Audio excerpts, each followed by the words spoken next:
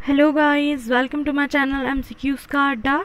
आज हम लोग इस वीडियो में लूसेंट ऑब्जेक्टिव की सीरीज़ में गुप्त काल से रिलेटेड क्वेश्चंस को देखने वाले हैं। एंशिएंट हिस्ट्री का जो भी वीडियो मैंने अब तक बनाया है आप लोग प्लेलिस्ट से जाकर देख लेंगे। ओके, तो चलिए स्टार्ट करते हैं इस वीडियो को। गुप्त काल, पहले तो गुप्त काल के बारे में देखते हैं। गुप्त काल कब से कब तक इसका काल था? 319 ईस्वी से 540 ईस्वी तक गुप्त काल का काल माना जाता है। ठीक है, ओके। और गुप्त वंश का संस्थापक कौन था? श्रीगुप्त था। गुप्त वंश का संस्थापक जिसका कार्यकाल 240 से 280 था। उसके बाद श्रीगुप्त के बाद जो है घटोत्कच गुप्त आया, जो कि इसका उत्तराधिकारी बना। और इसके बाद मतलब चंद्रगुप्त प्रथम जो थे, चंद्रगुप्त प्रथम ये क्या थे? मतलब इस वंश के जो सबसे प्रतापी राजा थे वो चंद्रगुप्त प्रथम ही थे। मतलब गुप्त वंश का स्थापना तो श्रीगुप्त ने किया, लेकिन सबसे जो प्रतापी राजा थे वो चंद्रगुप्त प्रथम थे। इन्होंने क्या किया था कि लिच्छविनी वंश की राजकुमारी थी कुमार देवी, उसके साथ विवाह किया था, जिससे इनको वैशाली दहेज में मिला था। ठीक है, ओके। तो चलिए क्वेश्चंस देखते हैं। गुप्त वंश का संस्थापक कौन था? श्रीगुप्त था। गुप्त किसके सामंत थे? मौर्यों के, कुषाणों के, सातवाहनों के, या इनमें से कोई नहीं? गुप्त जो थे ना वो कुषाणों के सामंत थे। ऐसा कहा जाता है कि वो कुषाणों, इसमें भी मतभेद है इतिहासकारों में, लेकिन ऐसा कहा जाता है कि गुप्त जो थे वो कुषाणों के जो है सामंत थे। बाद में इन्होंने अपनी खुद का मतलब अपना खुद का वंश स्थापित किया, तो ये कुषाणों के सामंत थे। नेक्स्ट है, गुप्त वंश के किस शासक ने सर्वप्रथम महाराजा अधिराज की उपाधि धारण की? श्रीगुप्त ने, चंद्रगुप्त प्रथम ने, घटोत्कच गुप्त ने, या फिर समुद्रगुप्त ने? तो सबसे पहले जो महाराजा अधिराज की उपाधि धारण की थी गुप्त वंश के शासकों में, वो चंद्रगुप्त प्रथम थे। चंद्रगुप्त प्रथम ने सबसे पहले महाधिराज की उपाधि धारण की, और इन्होंने ही, चंद्रगुप्त प्रथम ने ही गुप्त संवत की शुरुआत की थी। गुप्त संवत की शुरुआत चंद्रगुप्त प्रथम ने की थी, ये भी याद रखिएगा। चलिए नेक्स्ट है, सूची 1 को सूची 2 से सुमेलित करना है। कौन सा अभिलेख जो है वो मतलब किसका था? प्रयाग या इलाहाबाद प्रस्ती अभिलेख। प्रयाग या इलाहाबाद प्रस्ती अभिलेख जो है ये समुद्रगुप्त ने मतलब ये अभिलेख इनके टाइम पे बना था। प्रयाग प्रस्ती अभिलेख, समुद्रगुप्त। बीलसठ स्तंभ अभिलेख जो है, बीलसठ स्तंभ अभिलेख ये कुमारगुप्त के शासनकाल में बना। उसके बाद भित्रीय स्तंभ लेख स्कंदगुप्त के टाइम पे, और मंदसौर लेख बंधु वर्मन के टाइम पे। तो ये याद रखिएगा, मतलब आपको याद रखना पड़ेगा ये कि प्रयाग प्रस्ती अभिलेख समुद्रगुप्त, बिलसंड स्तंभ लेख जो है वो कुमारगुप्त से रिलेटेड है, भित्रीय स्तंभ लेख जो है वो स्कंदगुप्त से रिलेटेड है, मंदसौर लेख जो है वो बंधु वर्मन से रिलेटेड है। तो ऑप्शन डी ए हमारा राइट हो जाएगा। ए का 1, बी का 2, सी का 3 एंड डी का 4।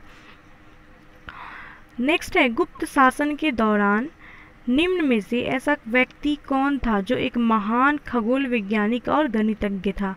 गुप्त काल के टाइम पे जो है गुप्त काल के टाइम पे बोल रहा है कि कौन ऐसा व्यक्ति था जो कि एक महान खगोल वैज्ञानिक और गणितज्ञ था? भानुभट्ट, बाणभट्ट, आर्यभट्ट, या ब्राह्मीर?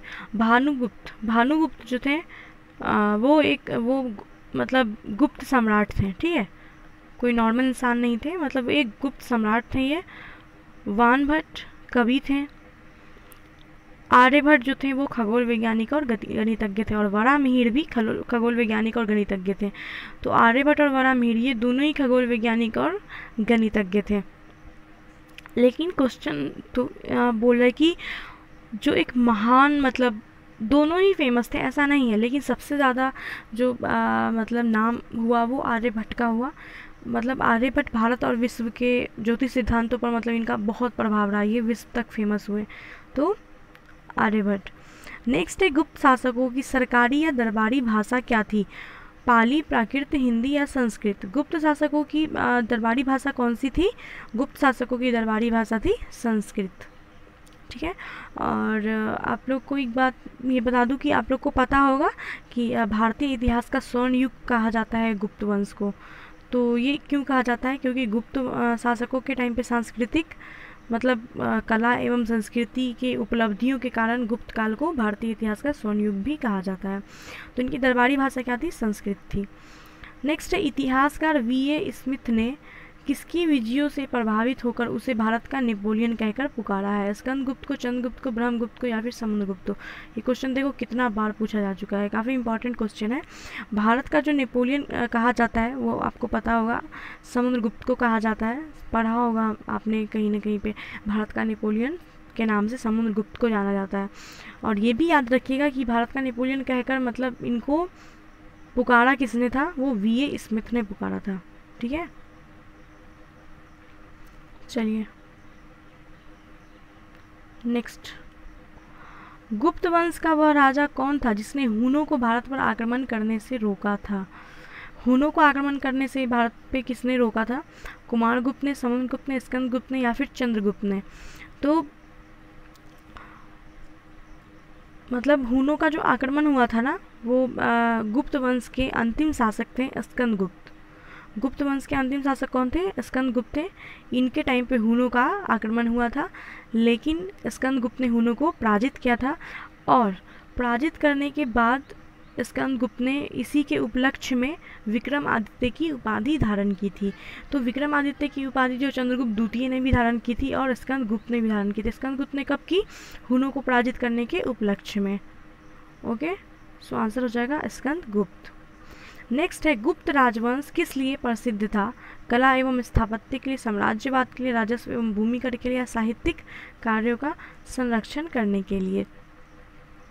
तो हम मतलब मैंने आपको बताया कि सांस्कृतिक उपलब्धियों के कारण गुप्त काल को भारतीय इतिहास का स्वर्ण युग कहा जाता है। तो किस लिए कहा जाता है? कला एवं स्थापत्य के लिए, है ना, सांस्कृतिक उपलब्धियों के कारण कला एवं स्थापत्य के लिए गुप्त राजवंश प्रसिद्ध है। इसको भारतीय इतिहास का स्वर्ण युग कहा जाता है। तो आंसर हो जाएगा कला एवं स्थापत्य। नेक्स्ट क्वेश्चन है कि अजंता कलाकृतियाँ किससे संबंधित है? अजंता की जो कलाकृतियाँ हैं वो किससे संबंधित है? अजंता गुफा है कहाँ? महाराष्ट्र में है। पहली बात ये याद रखना है कि अजंता की गुफा जो है महाराष्ट्र में है। और अजंता की गुफाएं जो है वो बौद्ध धर्म से संबंधित है। बौद्ध धर्म से संबंधित है ये अजंता। और यहाँ क्वेश्चन क्या है हमारा? अजंता कलाकृतियाँ किससे संबंधित है? तो अजंता की जो कलाकृतियाँ हैं वो गुप्त काल से संबंधित है। ठीक है, और इसमें ये बुद्ध काल से नहीं होगा, ये गुप्त काल से अजंता की कलाकृतियाँ संबंधित है, गुप्त काल से। ठीक है, गुप्त काल में अजंता की गुफा बनी थी। लेकिन ऐसे क्वेश्चन आए कि अजंता की जो वो गुफा है वो किस धर्म से संबंधित है? तो वो बौद्ध धर्म से संबंधित है। यहाँ पे बौद्ध धर्म नहीं लिखा है, यहाँ बुद्ध काल लिखा है। बुद्ध काल से संबंधित नहीं है अजंता की गुफा, बल्कि गुप्त काल से संबंधित है। गुप्त काल में ये बनी थी। ठीक है, सो आई होप आपको समझ आया होगा। गुप्त काल इसका आंसर होगा। अजंता कलाकृतियाँ किससे संबंधित है? गुप्त काल से संबंधित है और बौद्ध धर्म से संबंधित है। ठीक है, बौद्ध काल से नहीं। नेक्स्ट है, कुछ विद्वानों के अनुसार कवि कालिदास किसके राजकवि थे? चंद्रगुप्त मौर्य के, समुद्रगुप्त के, चंद्रगुप्त द्वितीय, विक्रमादित्य के, हर्ष के? तो कालिदास जो है ये किसके राजकवि थे? कालिदास राजकवि थे चंद्रगुप्त द्वितीय, विक्रमादित्य के राजकवि। चंद्रगुप्त द्वितीय, विक्रमादित्य के राजकवि थे कालिदास। नेक्स्ट है, अजंता चित्रकारी का विषय वस्तु किससे संबंधित है? हाँ, यहाँ वो क्वेश्चन आ गया। मैंने आपको बताया कि अजंता गुफा है वो बौद्ध धर्म से संबंधित है। किससे संबंधित है? बौद्ध धर्म से। लेकिन यहाँ क्वेश्चन था कि अजंता कलाकृतियाँ जो है मतलब किस काल, मतलब काल से पूछा। यहाँ पे ऑप्शंस देखिए, क्वेश्चन सेम है बट ऑप्शन चेंज है सबका, है ना। काल काल काल सब में काल दिया हुआ है। तो अजंता कलाकृति जो है वो गुप्त काल में बनी थी, तो गुप्त काल से संबंधित है। लेकिन यहाँ अगर धर्मों की बात करें तो ये बौद्ध धर्म से संबंधित है। आई होप आपको समझ आया होगा। नेक्स्ट है, उत्तर गुप्त युग में जो विश्वविद्यालय प्रसिद्ध हुआ वह कौन सा था? उत्तर गुप्त युग में कौन सा विश्वविद्यालय प्रसिद्ध हुआ? कांची, तक्षशिला, नालंदा या वल्लभी? तो उत्तर गुप्त काल में जो विश्वविद्यालय प्रसिद्ध हुआ वो नालंदा विश्वविद्यालय था। नालंदा विश्वविद्यालय की स्थापना गुप्त काल में ही हुई थी, कुमारगुप्त ने कराया था। पढ़ा होगा आपने, कुमारगुप्त ने नालंदा विश्वविद्यालय की स्थापना की। नेक्स्ट है एरन अभिलेख का संबंध किस शासक से है? ब्रह्मगुप्त से, चंद्रगुप्त प्रथम से, चंद्रगुप्त द्वितीय से या भानुगुप्त से? एरन अभिलेख को भानुगुप्त अभिलेख के नाम से भी जाना जाता है। तो एरन अभिलेख जो इसका संबंध भानुगुप्त से है। और ये एरन किस जगह पे है? एरन मध्य प्रदेश में है, ठीक है। इसको भानुगुप्त का अभिलेख भी कहा जाता है। नेक्स्ट है फाहियान किसके शासनकाल में भारत आया था? चंद्रगुप्त प्रथम के, अशोक के, हर्षवर्धन के या चंद्रगुप्त द्वितीय के? फाहियान एक चीनी यात्री था और ये आया था चंद्रगुप्त द्वितीय के शासनकाल में। 399 से 412 ईस्वी तक ये भारत में रहा, ठीक है। चंद्रगुप्त द्वितीय, ठीक है, द्वितीय के शासनकाल में ये फाहियान आया था भारत। नेक्स्ट है भारतीय संस्कृति का स्वर्ण युग कहा जाता है। भारतीय संस्कृति का स्वर्ण युग किसको कहा जाता है? गुप्त काल को कहा जाता है। नेक्स्ट है फाहियान कहाँ का निवासी था? फाहियान चीनी यात्री था जो चंद्रगुप्त द्वितीय के शासनकाल में भारत आया था। सेतु बंध का रचनाकार परवरसेन द्वितीय किस वंश का शासक था? सेतु बंध का जो रचनाकार है परवरसेन द्वितीय, ये किस वंश का शासक था? शक, कण्व, वाकाटक या सातवाहन? तो परवरसेन द्वितीय जो है ये वाकाटक वंश का शासक था और इसने किसकी रचना की थी? सेतु बंध की। नेक्स्ट है किस गुप्तकालिक शासक को कविराज कहा गया है? श्रीगुप्त को, चंद्रगुप्त द्वितीय को, समुद्रगुप्त को या फिर स्कंदगुप्त को? कविराज के नाम से जाना जाता है समुद्रगुप्त को। नेक्स्ट है स्कंदगुप्त को किस स्तंभ लेख में सकड़ोपम कहा गया है? सकड़ोपम किस अभिलेख में स्कंदगुप्त को कहा गया? कौहम स्तंभ अभिलेख, जूनागढ़ अभिलेख, प्रयाग प्रस्थि अभिलेख या मंदसौर लेख? तो स्कंदगुप्त को सकड़ोपम कहा गया है कौहम स्तंभ अभिलेख में। ये कौहम स्तंभ अभिलेख कहाँ है? उत्तर प्रदेश में है। नेक्स्ट क्वेश्चन है श्रीलंका के राजा मेघवर्मन ने किस स्थान पर भगवान बुद्ध का मंदिर बनवाने के लिए समुद्रगुप्त से अनुमति मांगी थी? ये क्वेश्चन हमने जो है बौद्ध धर्म वाले चैप्टर में भी देखा था। तो अगर आप लोगों ने वो वीडियो नहीं देखा है तो मैं यहाँ पे आपको बता देती हूँ। श्रीलंका के राजा थे मेघवर्मन। इन्होंने जो है भगवान बुद्ध का मंदिर बनवाने के लिए अनुमति मांगी थी समुद्रगुप्त से। कहाँ, किस जगह पे मांगी थी? बोध गया में मंदिर बनाने के लिए इन्होंने समुद्रगुप्त से अनुमति मांगी थी। समुद्रगुप्त के समकालीन थे मेघवर्मन, तो इन्होंने भगवान बुद्ध के मंदिर बनवाने के लिए बोध गया में बनवाने के लिए अनुमति मांगी थी। नेक्स्ट है मंदिर निर्माण कला का जन्म सर्वप्रथम कब हुआ? मंदिर निर्माण कला का जो जन्म है ये किस काल में हुआ? मौर्य काल में, गुप्त काल में, कुषाण काल में या सैंधव काल में? तो मंदिर निर्माण कला का जो जन्म हुआ है ये गुप्त काल में हुआ है। ये इम्पॉर्टेंट है तो याद रखेंगे। नेक्स्ट है चंद्रगुप्त द्वितीय ने विक्रमादित्य की उपाधि कब धारण की थी? तो मैंने आपको बताया था कि स्कंदगुप्त ने भी विक्रमादित्य की उपाधि धारण की थी और वो कब की थी? हुनों को पराजित करने के उपलक्ष्य में की थी। लेकिन चंद्रगुप्त द्वितीय ने जो विक्रमादित्य की उपाधि धारण की, ये कब की उन्होंने? तो विक्रमादित्य की उपाधि धारण की चंद्रगुप्त द्वितीय ने कब? शकों का उन्मूलन करने के बाद। शकों का उन्मूलन करने के बाद चंद्रगुप्त द्वितीय ने विक्रमादित्य की उपाधि धारण की और स्कंदगुप्त ने हुनों को पराजित करने पर विक्रमादित्य की उपाधि धारण की थी। याद रखेंगे, चंद्रगुप्त द्वितीय ने शकों के उन्मूलन के बाद और स्कंदगुप्त ने हुनों के उन्मूलन के बाद। नेक्स्ट है गुप्त काल के सर्वाधिक लोकप्रिय देवता कौन थे? गुप्त काल में जो सबसे ज़्यादा लोकप्रिय देवता थे वो कौन थे? शिव, विष्णु, बुद्ध या सूर्य? गुप्त काल के जो सबसे ज़्यादा लोकप्रिय देवता थे वो विष्णु थे। नेक्स्ट है चंद्रगुप्त द्वितीय ने अपनी किस विजय की खुशी में चांदी के विशेष सिक्के जारी किए थे? बालिक प्रदेश के जीतने के बाद, हुनों को परास्त करने के बाद, शकों को पराजित करने के बाद या फिर इनमें से कोई भी नहीं? तो चंद्रगुप्त द्वितीय ने शकों को पराजित करने के बाद विक्रमादित्य की उपाधि धारण की थी और इसी विजय की खुशी में उन्होंने चांदी के सिक्के भी जारी किए थे। सो ऑप्शन सी राइट होगा। नेक्स्ट है मेहरौली दिल्ली स्थित लौह स्तंभ निर्माण किस सदी में हुआ है? तो मेहरौली दिल्ली में स्थित जो लौह स्तंभ है इसका निर्माण किस सदी में किया गया? इसका निर्माण किया गया है 4वीं सदी में, ठीक है। नेक्स्ट है फाहियान और हेनसोंग ने डैश के राज्यों को देखा है? चंद्रगुप्त मौर्य एवं हर्ष क्रमशः, हर्ष एवं चंद्रगुप्त विक्रमादित्य, चंद्रगुप्त विक्रमादित्य एवं कृष्णदेव राय, चंद्रगुप्त विक्रमादित्य एवं हर्षसेन। तो फाहियान के बारे में हमने पढ़ा कि फाहियान जो है वो चंद्रगुप्त द्वितीय के शासनकाल में भारत आया था और चंद्रगुप्त द्वितीय को चंद्रगुप्त विक्रमादित्य के नाम से भी जाना जाता है। तो ये सी और डी ऑप्शन में है। और हेनसोंग ने जो है, हेनसोंग कब आया था भारत में? हेनसोंग हर्षवर्धन के शासनकाल में आया था। सो ऑप्शन डी राइट होगा। फाहियान जो है वो चंद्रगुप्त विक्रमादित्य के शासनकाल में, और हेनसोंग हर्षवर्धन के शासनकाल में भारत आए थे।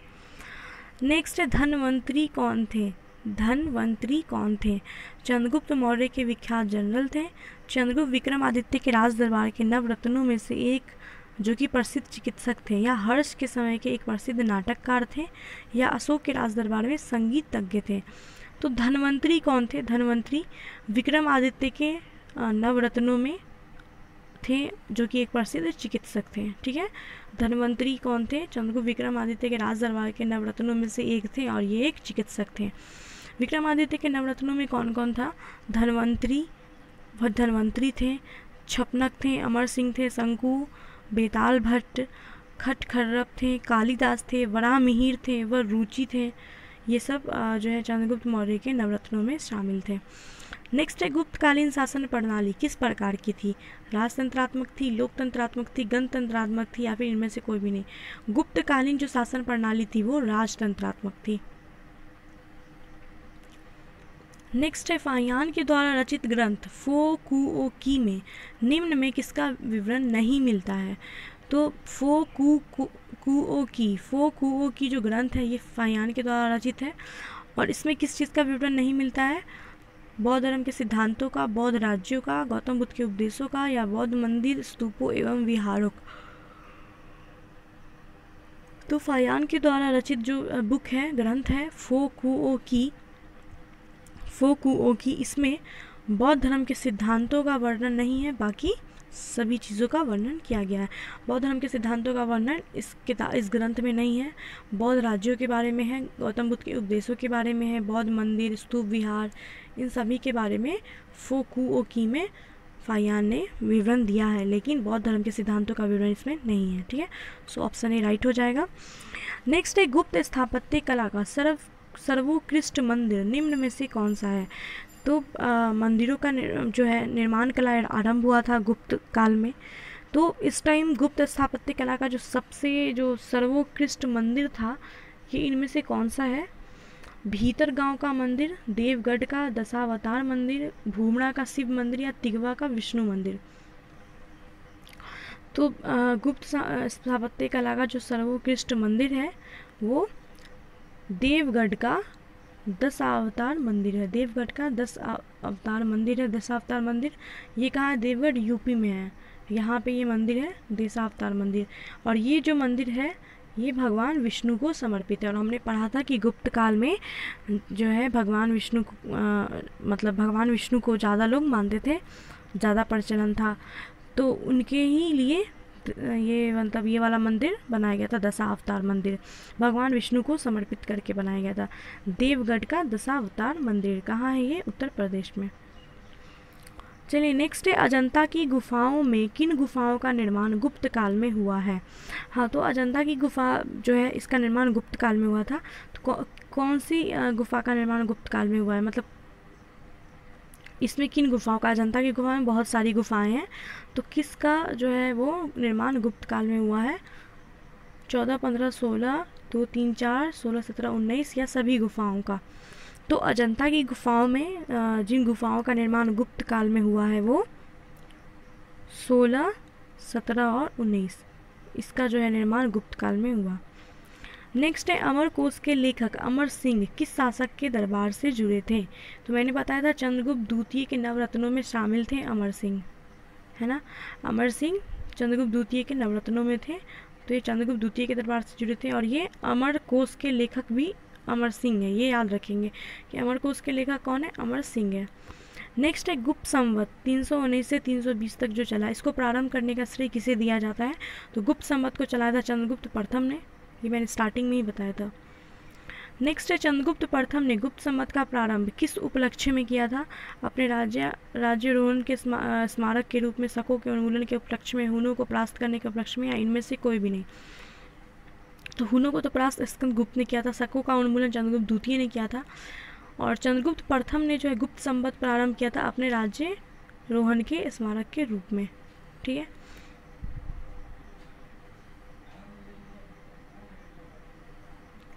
नेक्स्ट है प्रयाग प्रस्ती अभिलेख का लेखक हरिसेन किस शासक का दरबारी कवि था। प्रयाग प्रस्ती अभिलेख जो है इसको किसने लिखा है, हरिसेन ने लिखा है। ये किस शासक का दरबारी था, समुद्रगुप्त का, अशोक का, कनिष्क का या फिर चंद्रगुप्त द्वितीय का। तो प्रयाग प्रस्ती अभिलेख के लेखक हरिसेन ये दरबारी थे समुद्रगुप्त के दरबारी कवि थे हरिसेन। नेक्स्ट है गुप्त काल को प्राचीन भारत का क्लासिक युग क्यों कहा जाता है। व्यापार में अभूतपूर्व प्रगति के कारण, कला एवं साहित्य के क्षेत्र में अपने चरमोत्कर्ष पर पहुंचने के कारण, प्रचुर मात्रा में स्वर्ण सिक्के चलाए जाने के कारण या उपर्युक्त सभी के कारण। तो गुप्त काल को प्राचीन भारत का क्लासिक युग कहा जाता है, कला व साहित्य के क्षेत्र में अपने चरमोत्कर्ष पर पहुंचने के लिए क्लासिक युग या स्वर्ण युग कहते हैं। नेक्स्ट है सारनाथ के धम्मेक स्तूप का निर्माण किस काल में हुआ है। सारनाथ के जो धम्मेक स्तूप है सारनाथ में, इसका निर्माण किस काल में हुआ, तो गुप्त काल में हुआ। धम्मेक स्तूप का निर्माण गुप्त काल में, और धम्मेक स्तूप कहाँ है, उत्तर प्रदेश में। चलिए नेक्स्ट है गुप्त काल की सोने की मुद्रा को क्या कहा जाता था। दिनार, कारसापन, निष्क या काकिनी। गुप्त काल में जो सोने की मुद्राएं होती थी उनको दिनार कहा जाता था। ठीक है। नेक्स्ट है कुमार संभव महाकाव्य कवि किस कवि ने लिखा है।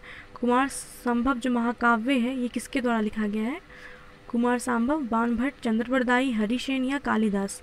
कुमार संभव लिखा गया है कालिदास के द्वारा। कुमार संभव किसके द्वारा लिखा गया है, कालिदास के द्वारा। कालिदास को भारत का शेक्सपियर भी कहा जाता है, ये भी याद रखेंगे। नेक्स्ट है नालंदा विश्वविद्यालय की स्थापना का युग कौन सा है। गुप्त काल में नालंदा विश्वविद्यालय की स्थापना हुई थी और किसने कराई थी ये नालंदा विश्वविद्यालय की स्थापना, कुमार गुप्त ने कराई थी। चलिए नेक्स्ट है गुप्त युग में भू राजस्व की दर क्या थी। उपज का चौथा भाग, उपज का छठा भाग, उपज का आठवां भाग या उपज का आधा भाग। गुप्त युग में भू राजस्व की जो दर थी वो उपज का छठा भाग थी, 1/6 थी। ठीक है। चलिए नेक्स्ट देखते हैं। नगरों का क्रमिक पतन किस काल की एक महत्वपूर्ण विशेषता थी। गुप्त काल, प्रतिहार काल, राष्ट्रकूट या सातवाहन युग। नगरों का क्रमिक पतन किस काल की एक महत्वपूर्ण विशेषता थी, गुप्त काल की। गुप्त काल में नगरों का जो है मतलब पतन होने लगा था, तो ये गुप्त काल में हुआ था। नेक्स्ट है किस वंश के शासकों ने मंदिरों एवं ब्राह्मणों को सबसे अधिक ग्राम अनुदान में दिया। तो मंदिर एवं ब्राह्मणों को जो सबसे ज़्यादा अनुदान दिया है वो गुप्त वंश के शासकों ने दिया है। नेक्स्ट है दिल्ली के महरौली के कुव्वतुल इस्लाम मस्जिद के प्रांगण में स्थित प्रसिद्ध लौह स्तंभ किसकी स्मृति में है। तो हमने पढ़ा कि महरौली दिल्ली में जो स्थित लौह स्तंभ है ये गुप्त काल में बना था। तो ये जो है किसकी स्मृति में इसको बनाया गया था, अशोक के, चंद्र के, हर्ष के या अंगपाल के। तो महरौली दिल्ली में स्थित जो प्रसिद्ध लौह स्तंभ है इसको चंद्रगुप्त द्वितीय की याद में इसका निर्माण कराया गया था। चंद्रगुप्त द्वितीय, ठीक है, द्वितीय, प्रथम नहीं, चंद्रगुप्त द्वितीय की याद में इसका निर्माण हुआ था। नेक्स्ट है कालिदास के द्वारा रचित मालविका अग्निमित्र नाटक का नायक कौन था।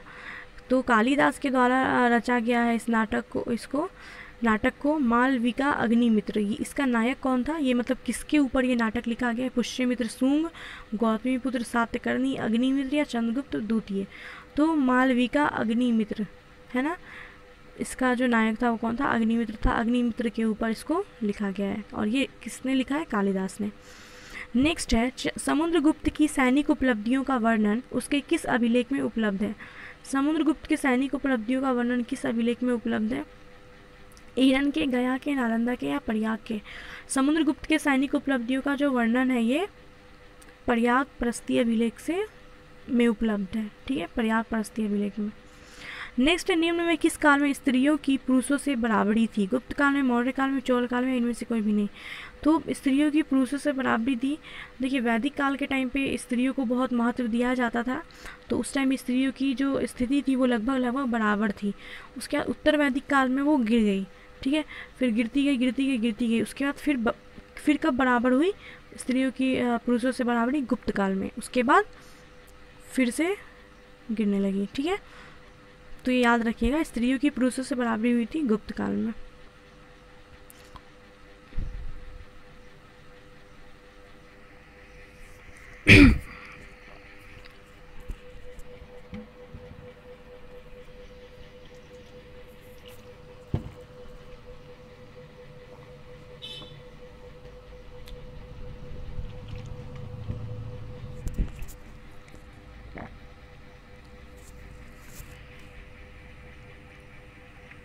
ओके, नेक्स्ट है कौन सा राजवंश हुनों के आक्रमण से अत्यंत विचलित हुआ? हुनों के आक्रमण से कौन सा राजा अत्यंत विचलित हुआ था? गुप्त। गुप्त के टाइम पे हुनों का आक्रमण हुआ था, जिसको हुनों को पराजित किसने किया था? स्कंद गुप्त ने, जो कि गुप्त वंश के अंतिम शासक थे। नेक्स्ट, निम्नलिखित में से कौन सा नाटक कालिदास ने नहीं लिखा है? मालविका अग्निमित्र, ये तो लिखा है इन्होंने। अभिज्ञान शकुंतलम, विक्रम मोर्वशीयम या जानकी हरण। तो कालिदास ने जो है मालका अग्निमित्र, अभिज्ञान शाकुंतलम और विक्रमोर्वशीयम, ये तीनों ही जो नाटक है ये कालिदास ने लिखा है। जानकी हरण ये कालिदास ने नहीं लिखा है। जानकी हरण लिखा किसने है? कुमारदास ने। कुमारदास ने लिखा है जानकी हरण, ठीक है। नेक्स्ट है अजंता गुफाओं की जैसी गुफाएं मध्य प्रदेश में कहाँ हैं? तो अजंता गुफाओं के जैसी सेम टू सेम गुफा जो है मध्य प्रदेश में है, और वो कहाँ पे है? बागधर में, उदयगिरी में, मांडू में, या कहीं भी नहीं। तो अजंता गुफा की जैसी सेम टू सेम हूबहू वही गुफा मध्य प्रदेश में बाग या धार है, यहाँ पे है, ठीक है। जगह का नाम है ये, यहाँ पे है। अजंता की गुफा की जैसी गुफाएं बागधार में है, ठीक है। चलिए नेक्स्ट है गुप्त वंश ने डैश अवधि में शासन किया? मैंने सबसे पहले आपको बताया था कि गुप्त वंश का जो शासन काल था वो 319 से 540 ईस्वी तक था। तो 319 से 500 ईस्वी ही दिया यहाँ पे, तो यही ऑप्शन होगा, क्योंकि बाकी तो मैच कर नहीं रहा है। ये 325 से स्टार्ट है, 319 से स्टार्ट था लेकिन 324 पे ही ख़त्म है, और ये तो 500 से स्टार्ट है। तो आंसर क्या होगा हमारा? Option A. नेक्स्ट है बाल विवाह की प्रथा कब आरंभ की गई? मौर्य काल में, कुषाण काल में, गुप्त काल में, हर्षवर्धन के काल में। तो एक चीज़ याद रखिएगा, स्त्रियों की स्थिति जो है वो गुप्त काल में अच्छी थी, लेकिन बाल विवाह प्रथा भी इन्हीं के काल में आरंभ हुआ था, गुप्त काल में। नेक्स्ट है सोने के सर्वाधिक सिक्के किस काल में जारी किए गए थे? कुषाण काल में, गुप्त काल में, मौर्य काल में, हिंद यवन काल में। तो यहाँ पे एक चीज़ है कि बहुत लोग जो पहली बार पढ़ते हैं थोड़े कंफ्यूज हो जाते हैं। मैंने भी जब पहली बार पढ़ा था तो मैं भी कंफ्यूज बहुत होती थी। सोने के आपने पढ़ा होगा कुषाणों के लिए ये कि सोने के जो सबसे ज़्यादा सिक्के थे, ये कंफ्यूज मत होइएगा। वहाँ हमने पढ़ा था कि सोने के जो सबसे ज़्यादा शुद्ध सिक्के, शुद्ध वर्ड लिखा था वहाँ पे, शुद्ध वर्ड हमेशा होता है। शुद्ध सिक्के जो सबसे ज़्यादा जारी किए गए वो कुषाणों के टाइम पे किए गए, लेकिन सर्वाधिक सिक्के जो जारी किए गए ना, मतलब कुषाणों से भी ज़्यादा सिक्के जारी किए गए वो गुप्त काल में किए गए, ठीक है। तो यहाँ पे कंफ्यूज मत होइएगा प्लीज़। सोने के सबसे ज़्यादा सिक्के गुप्त काल में जारी किए गए थे। यहीं अगर होता कि सोने के शुद्ध सोने के सिक्के, तब हम कुषाण काल आंसर देते। चलिए नेक्स्ट है यूरोपीय भाषा में अनुदित या अनुवादित प्रथम भारतीय ग्रंथ कौन सा है? यूरोपीय भाषा में सबसे पहले अनुवादित जो प्रथम भारतीय ग्रंथ था वो कौन सा था? तो सबसे पहला यूरोपीय भाषा में अनुवादित जो ग्रंथ था वो अभिज्ञान शकुंतलम था। अभिज्ञान शकुंतलम जो कि कालिदास का विख्यात नाटक है। अभिज्ञान शकुंतलम ये यूरोपीय भाषा में अनुवादित पहला भारतीय ग्रंथ था। नेक्स्ट है सती प्रथा का पहला उल्लेख कहाँ से मिलता है? सती प्रथा के बारे में जो पहला उल्लेख है वो हमें कहाँ से मिलता है? भीतरगांव लेख से, विलसद स्तंभ लेख से, एरन अभिलेख से, या फिर भितरी स्तंभ अभिलेख से। सती प्रथा का सबसे पहला उल्लेख हमें एरन अभिलेख से मिलता है, जिसको भानुगुप्त अभिलेख के नाम से भी जाना जाता है। हाँ, इसमें स्टोरी है कुछ कि एरन अभिलेख में दिया गया है जो कि भानुगुप्त के कोई मतलब उनके टाइम के कोई उनके मित्र थे या कोई दरबारी थे जिनकी हत्या हो गई थी, तो उनकी मतलब बीवी ने जो है मतलब सती हो गई थी, ठीक है। तो ये जो है एरन अभिलेख में उल्लेख किया गया है इसका। ओके, नेक्स्ट है गुप्त वंश के निम्नलिखित शासकों को क्रम से लगाइए। चंद्रगुप्त प्रथम, समुद्रगुप्त, चंद्रगुप्त द्वितीय, कुमारगुप्त, स्कंदगुप्त। तो सबसे पहले कौन से शासक थे? सबसे पहले तो श्रीगुप्त थे, लेकिन वो ऑप्शन में कहीं भी नहीं है, तो हम लोग स्टार्टिंग जो ऑप्शन में है उस हिसाब से क्रम लगाएंगे। चंद्रगुप्त प्रथम के उत्तराधिकारी थे समुद्रगुप्त। और समुद्रगुप्त के उत्तराधिकारी थे चंद्रगुप्त द्वितीय, फिर कुमारगुप्त आए, उसके बाद सबसे अंतिम थे स्कंदगुप्त। तो ऑप्शन ई राइट हो जाएगा हमारा 1 2 3 4 एंड 5। लेकिन आपको याद रखना है चंद्रगुप्त प्रथम पहले, फिर समुद्रगुप्त, फिर चंद्रगुप्त द्वितीय, फिर कुमारगुप्त, फिर स्कंदगुप्त। नेक्स्ट है गुप्तकालीन सिक्कों का सबसे बड़ा ढेर कहाँ से प्राप्त हुआ है। गुप्तकालीन सिक्कों का सबसे बड़ा ढेर कहाँ से प्राप्त हुआ है। बयाना भरतपुर से, देवगढ़ झांसी से, भूमरा मध्य प्रदेश से, या तिगवा मध्य प्रदेश से। तो गुप्तकालीन सिक्कों का सबसे बड़ा ढेर प्राप्त हुआ है बयाना भरतपुर, जो कि राजस्थान में है। नेक्स्ट है किस गुप्त शासक को नालंदा विश्वविद्यालय का संस्थापक माना जाता है। कुमारगुप्त प्रथम को, स्कंदगुप्त को, समुद्रगुप्त को, चंद्रगुप्त प्रथम को। तो नालंदा विश्वविद्यालय की स्थापना किसने की थी। कुमारगुप्त ने की थी। चलिए नेक्स्ट है प्राचीन कथन दिया है, 2 कथन है, उसमें बताना है। प्राचीन भारत में सामंती व्यवस्था का अभ्युदय सैनिक अभियानों में देखा जा सकता है। प्राचीन भारत में जो सामंती व्यवस्था का अभ्युदय वो सैनिक अभियानों में देखा जा सकता है, ये कथन सही है। दूसरा कथन है गुप्त काल में सामंती व्यवस्था का पर्याप्त विस्तार हुआ था, ये भी कथन सही है। लेकिन कथन जो है गुप्त काल में सामंती व्यवस्था का पर्याप्त विस्तार हुआ था, ये कथन पहले वाले कथन की व्याख्या नहीं कर रहा है। दोनों कथन अपनी जगह पे सही है।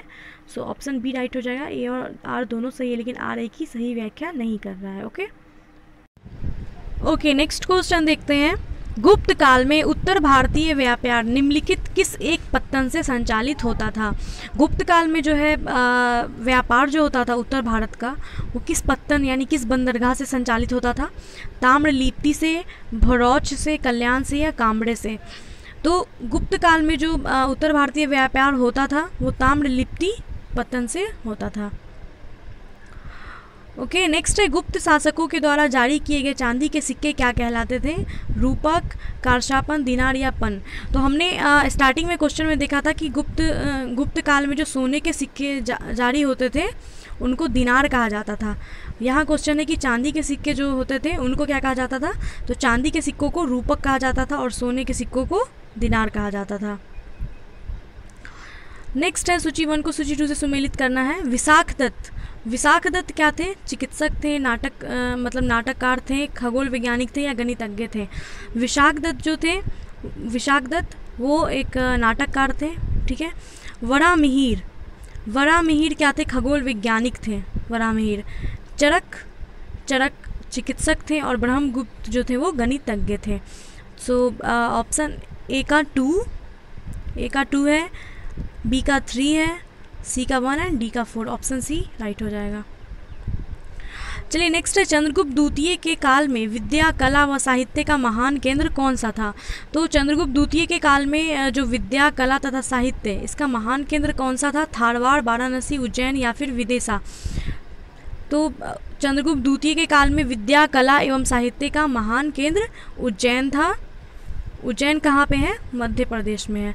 और ये चंद्रगुप्त द्वितीय की राजधानी भी यहीं पे थी, उज्जैन में ही। नेक्स्ट है कालिदास की किस कृति की गिनती विश्व की 100 प्रसिद्ध साहित्यिक कृतियों में होती है। कालिदास की वो कौन सी कृति है जो कि विश्व विख्यात है। ऋतुसंहार, मेघदूतम, अभिज्ञान शकुंतलम, या कुमार संभवन। अभिज्ञान शकुंतलम जो है, अभिज्ञान शकुंतलम, ये कालिदास का विश्वविख्यात नाटक है जिसका अनुवाद सभी विदेशी भाषाओं में हो चुका है। विश्व प्रसिद्ध नाटक है ये अभिज्ञान शकुंतलम। नेक्स्ट है वर्तमान गणित में दशमलव प्रणाली आविष्कार का श्रेय किस युग को है। तो दशमलव प्रणाली का जो आविष्कार हुआ था ये किस युग में हुआ था। ये हुआ था गुप्त युग में। नेक्स्ट है निम्न में से कौन सा गुप्त वंश के पतन का कारण नहीं था। गुप्त वंश के पतन का कारण नहीं था वो पूछ रहा है। स्कंदगुप्त के बाद केंद्र की शक्तियों का दुर्बल होना, हुनों का आक्रमण, प्रांतीय शासकों का विद्रोह, या सत्ता के नियंत्रण के लिए आंतरिक कलह। तो गुप्त वंश के पतन का जो कारण था वो ये भी था कि स्कंदगुप्त के बाद केंद्र की शक्तियों का दुर्बल हो जाना, ये एक कारण था। हुनों का आक्रमण, हुनों के आक्रमण की वजह से भी जो है शक्तियाँ बहुत कम हो गई थी, भले ही वो जीत गए थे।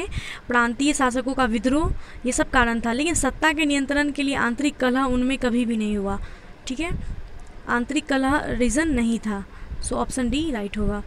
नेक्स्ट है, निम्नलिखित में से किस गुप्त शासक ने अपने सिक्कों पर वीणा बजाते हुए आकृति अंकित करवाया है? तो वो कौन सा गुप्त शासक था जो अपने सिक्कों पर अपने आप को वीणा बजाते हुए आकृति में अंकित कराया है? चंद्रगुप्त प्रथम ने, समुद्रगुप्त ने, चंद्रगुप्त द्वितीय ने या स्कंदगुप्त ने? तो सिक्कों पर वीणा बजाते हुए आकृति अंकित कराया है समुद्रगुप्त ने। इसी से अनुमान लगाया जाता है कि समुद्रगुप्त जो है वो कितने ज़्यादा संगीत प्रेमी थे और इसीलिए समुद्रगुप्त को कवि राज भी कहा जाता है। चलिए नेक्स्ट है, वह भारतीय विद्वान कौन था जिसने गणित को एक पृथक विषय के रूप में स्थापित किया? आर्यभट्ट, वराहमिहिर, ब्रह्मगुप्त या धन्वंतरी? तो वो महान विद्वान गणितज्ञ कौन थे जिन्होंने जो है गणित को एक अलग विषय के रूप में स्थापित किया? वो आर्यभट्ट थे। नेक्स्ट है, गुप्तकालीन पुस्तक नवीतकम का संबंध किससे है? नवीतकम का संबंध किससे है? खगोल शास्त्र से, गणित से, चिकित्सा से या धातु विज्ञान से?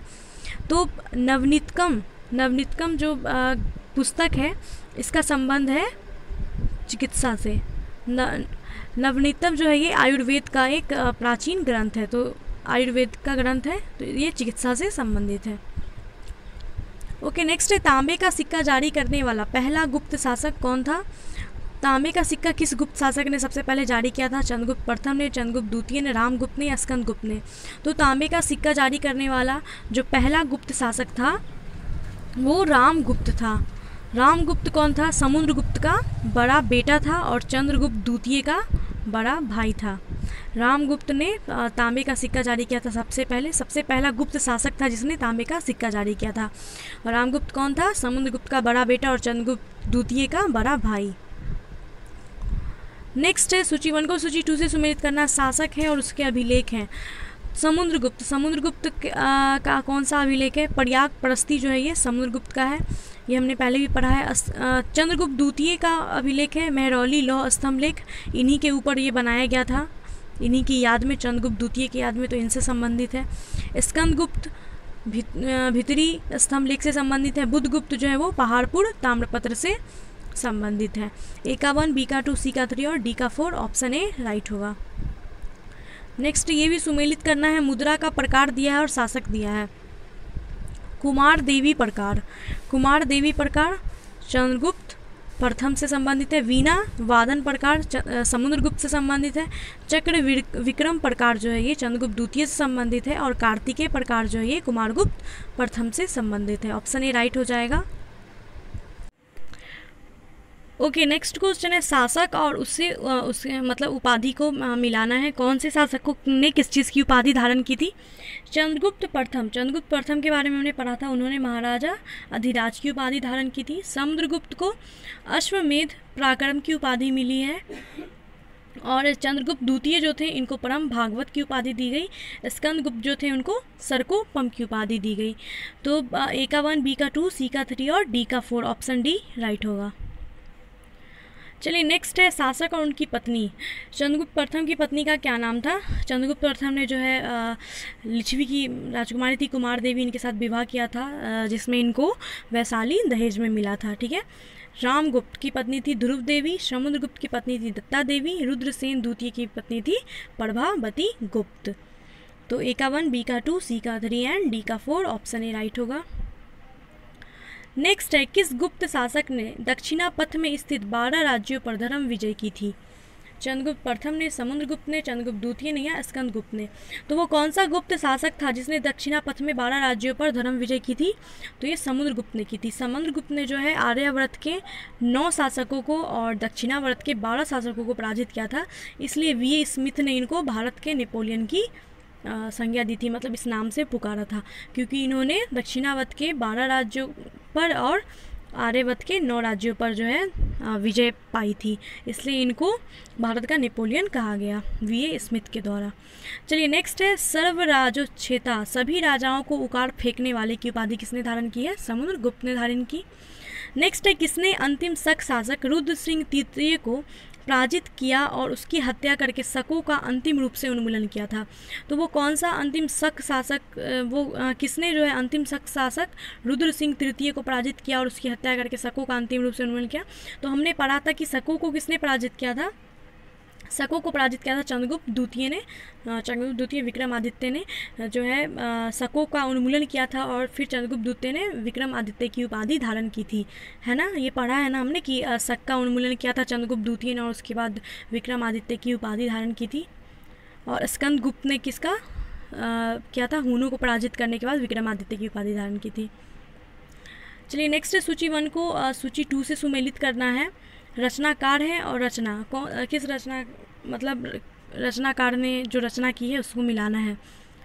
आर्यभट्ट, आर्यभट्ट का रचना कौन सा है, आर्यभट्टीय, आर्यभट्टीय ये आर्यभट्ट का रचना है। धनवंतरी, धनवंतरी का कौन सा रचना है, नवनीतकम। ब्रह्मगुप्त का रचना है ब्रह्म सिद्धांत। वराहमिहिर का रचना है पंच सिद्धांत। आर्यभट्ट का आर्यभट्टीय, धनवंतरी का नवनीतकम, ब्रह्मगुप्त का ब्रह्म सिद्धांत और वराहमिहिर का पंच सिद्धांत। तो ऑप्शन मिलाएंगे, ए का 1, बी का 2, सी का 3 और डी का 4। ऑप्शन ए राइट होगा। चलिए नेक्स्ट है सुदर्शन झील, जिसका निर्माण चंद्रगुप्त मौर्य के सौराष्ट्र प्रांत के गवर्नर पुष्यगुप्त ने करवाया था तथा जिसकी मरम्मत पहली बार शक शासक रुद्रदमन ने करवाया और दूसरी बार किसने करवाया था। तो सुदर्शन झील जो है इसका निर्माण चंद्रगुप्त मौर्य के टाइम पे हुआ था। चंद्रगुप्त मौर्य के गवर्नर थे पुष्यगुप्त, इन्होंने करवाया था। और सुदर्शन झील का जो पहला मरम्मत कराया गया था वो शक शासक रुद्रदमन के द्वारा कराया गया था, और दूसरा मरम्मत किसने करवाया था ये बताना है। तो दूसरा मरम्मत जो किया गया था इसका, ये स्कंदगुप्त ने करवाया था। ओके नेक्स्ट है प्रशासकीय विभाजन और प्रशासक। भुक्ति प्रांत, भुक्ति प्रांत का प्रशासक मतलब जो कौन था, भुक्ति प्रांत के प्रशासक मतलब कौन होते थे, उपरिक, विषयपति, नगरपति या ग्रामिक। तो भुक्ति प्रांत जो था, भुक्ति प्रांत, इसके प्रशासक होते थे उपरिक। विषय यानी जिला, इसके प्रशासक होते थे विषय का विषयपति, नगर का नगरपति, ग्राम का ग्रामिक, है ना। ग्राम का ग्रामिक, नगर का नगरपति, विषय का विषयपति, भुक्ति का उपरिक। सो ऑप्शन ए राइट हो जाएगा। इसमें बताना है कौन सा सुमेलित नहीं है, सुमेलित नहीं है वो बताना है। महासंधि विग्रहिक युद्ध व शांति का मंत्री होता था, ये सही है। महादंड नायक सेना का सर्वोच्च अधिकारी होता था, ये भी सही है। विनय स्थिति स्थापक धार्मिक मामलों का प्रमुख अधिकारी होता था, ये भी सही है। महाश्वपति गज सेना का अध्यक्ष होता था, ये गलत है। महाश्वपति जो था वो ये अश्व सेना का अध्यक्ष होता था, यानी घोड़े के सेना का, गज सेना का नहीं, ठीक है। तो ऑप्शन डी राइट हो जाएगा, मतलब सही आंसर होगा। सुमेलित कौन सा नहीं है, ये डी नंबर सुमेलित नहीं है। महाश्वपति गज सेना का अध्यक्ष नहीं था बल्कि अश्व सेना का अध्यक्ष था। चलिए नेक्स्ट, इसमें भी सूची 1 को सूची 2 से सुमेलित करना है। क्षेत्रभूमि, क्षेत्रभूमि कृषि योग्य भूमि को कहा जाता था। वास्तु भूमि निवास योग्य भूमि को कहा जाता था। अपृहत भूमि जंगली भूमि को कहा जाता था, और खिल भूमि कृषि के लिए उपयुक्त भूमि को खिल भूमि कहा जाता था। ऑप्शन ए राइट होगा। प्रैक्टिस करते रहेंगे आप लोग, प्लीज़ वीडियो को 1 से 2 बार देखेंगे या फिर टेस्ट लगाएंगे तो याद रहेगा। चलिए नेक्स्ट है कौन सा सुमेलित नहीं है वो बताना है। प्रयाग परस्ती, प्रयाग परस्ती किसने लिखा, रवि कीर्ति ने लिखा, क्या ये सही है। तो पहला ही ऑप्शन मुझे गलत लग रहा है, क्योंकि प्रयाग परस्ती हमने पढ़ा है कि प्रयाग परस्ती अभिलेख किसने लिखा था, समुद्रगुप्त के दरबारी कवि थे हरिसेन, इनके द्वारा प्रयाग परस्ती को लिखा गया था। तो यही हमारा आंसर हो जाएगा। प्रयाग परस्ती किसका है, हरिसेन ने लिखा है, रवि कीर्ति ने नहीं लिखा है, ठीक है। बाकी है किरातर्जुनियम भारवी ने लिखा है, 10 कुमार चरित्र दंडी ने लिखा है, और मृक्ष कटिकम सुदरक ने लिखा है, ठीक है। नेक्स्ट है, इनमें भी कौन सा सुमेलित नहीं है वो बताना है। बाघ भट्ट का अष्टांग हृदय, वान भट्ट, हाँ वान भट्ट है, वान भट्ट का अष्टांग हृदय है, ये सही है। वान भट्ट का अष्टांग हृदय सही है। कामन दत्त का नीतिसार, ये भी सही है। विशाख दत्त का मुद्रा राक्षस, ये तो फेमस है, ये भी सही है। भृतृहरि का मेघदूतम, भृतृहरि का मेघदूतम ये गलत है। मेघदूतम जो है इसका रचना कालिदास के द्वारा किया गया है, ना कि भृतृहरि के द्वारा, ठीक है। मेघदूत की रचना किसने की है, कालिदास ने, कालिदास ने की है, ना कि भृतृहरि ने की है। सो ऑप्शन डी हमारा आंसर हो जाएगा। नेक्स्ट है, इसमें भी सूची 1 को सूची 2 से सुमेलित करना है। तो श्रेष्ठी, श्रेष्ठी साहूकार को कहते हैं। सार्थवाह व्यापारी को। कुलिक शिल्पी या कारीगर को, कायस्थ किसको कहते हैं, लेखक को कहते हैं। श्रेष्ठी किसको कहते हैं, साहूकार को। सार्थवा व्यापारी को। कुलिक शिल्पी या कारीगर को। कायस्थ लेखक को कहते हैं। ऑप्शन ए राइट होगा। चलिए नेक्स्ट देख लेते हैं।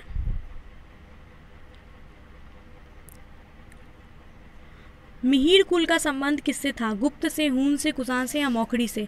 मिहिर कुल जो है इनका संबंध हून से था। ये हून शासक था मिहिर कुल। हून शासन का स्थापना किसने किया था, हून शासक का स्थापना जो है ये किया था तोरामन ने। तोरामन ने, और इसी का पुत्र था मिहिर कुल। तोरामन का पुत्र था मिहिर कुल। ठीक है, तो मिहिर कुल का संबंध किससे था, हून से था। नेक्स्ट है, कन्नौज को सर्वप्रथम महत्ता प्रदान करने वाले कौन थे, मौर्य, गुप्त, मौखरी या फिर कुषाण। कन्नौज को सर्वप्रथम महत्ता प्रदान करने वाले मौखरी थे। ठीक है, मौखरी कौन थे, मौखरी वंश का जो शासन हुआ था ये गुप्त राजवंश के पतन के बाद स्थापित हुआ था, और कन्नौज को सर्वप्रथम महत्ता इन्होंने ही दी थी, मौखरी वंश ने। नेक्स्ट है, गुप्त राजा जिसने विक्रमादित्य की पदवी ग्रहण की थी।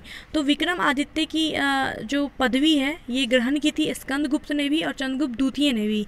ठीक है, ये तो हमने पढ़ा है कि चंद्रगुप्त द्वितीय ने जो है शकों को पराजित करने के बाद विक्रमादित्य की पदवी धारण की थी, और स्कंदगुप्त ने हुनों को पराजित करने के बाद विक्रमादित्य की जो है उपाधि धारण की थी।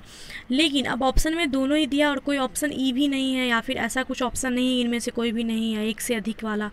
बीपीएससी में पूछा जाता तो ऑप्शन ही ज़रूरी देता, तब हम लोग शायद ई आंसर टिक करते। लेकिन अगर जब यहाँ पे ऑप्शन कुछ नहीं, ऑप्शन में सिर्फ नाम दिया है, तो हम लोग क्या करेंगे कि विक्रमादित्य की जो पदवी पहले धारण की थी वो चंद्रगुप्त द्वितीय ने धारण की थी।